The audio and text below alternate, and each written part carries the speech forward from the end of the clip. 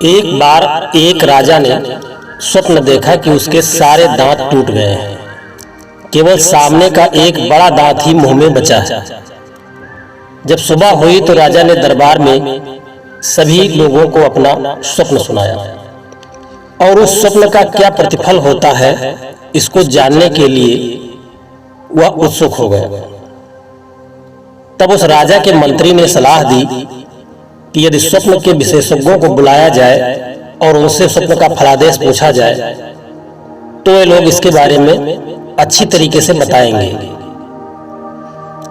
फिर राजा ने सारे राज्य में डुग्गी लगवा दी, घोषणा कर दी कि जो भी विद्वान या ज्ञानी व्यक्ति राजा को उसके स्वप्न का फल बताएगा उसे उचित इनाम दिया जाएगा।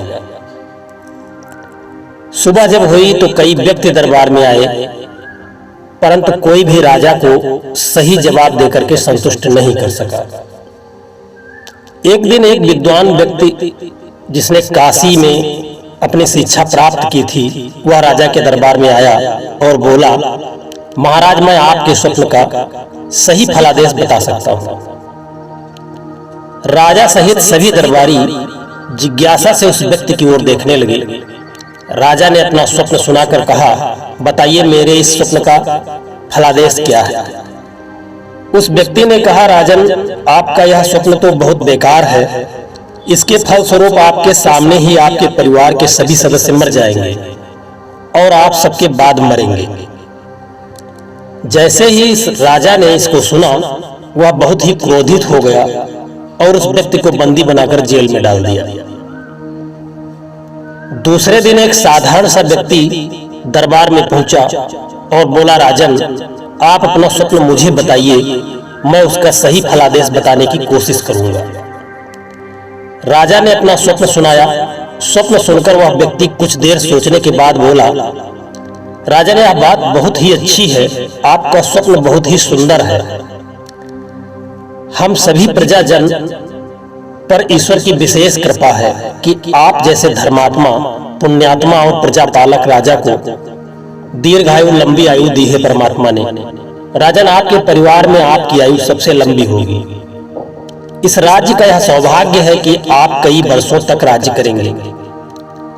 स्वप्न का फलादेश सुनकर राजा बहुत खुश हुआ और उस व्यक्ति का विशेष सम्मान कर उसे काफी धन दिया। जबकि दोनों ही व्यक्तियों ने स्वप्न को एक ही फलादेश बताया, दोनों का एक ही मतलब था, फिर भी एक व्यक्ति को बंदी बनाकर जेल में भेजा गया और दूसरे को विशेष सम्मान देकर के उसे धन दौलत और काफी इनाम दिया गया। ऐसा क्यों हुआ? क्योंकि एक व्यक्ति ने महान विद्वान होते हुए भी अपने उत्तर और बोलने में उचित शब्दों का प्रयोग नहीं किया, जबकि दूसरे व्यक्ति ने साधारण होते हुए भी अपने उत्तर और बातचीत में उचित और सही शब्दों का प्रयोग किया। दोस्तों, हमारी रोज की बोलचाल, बातचीत और व्यवहार में शब्दों का विशेष महत्व होता है।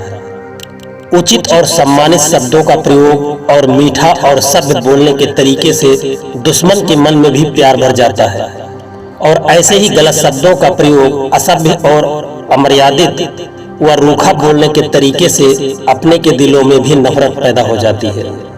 इसलिए जो भी हमें बोलना चाहिए वह सोच समझ कर बोलना चाहिए कि हमारे बोलने से आगे वाले व्यक्ति पर क्या प्रभाव पड़ता है।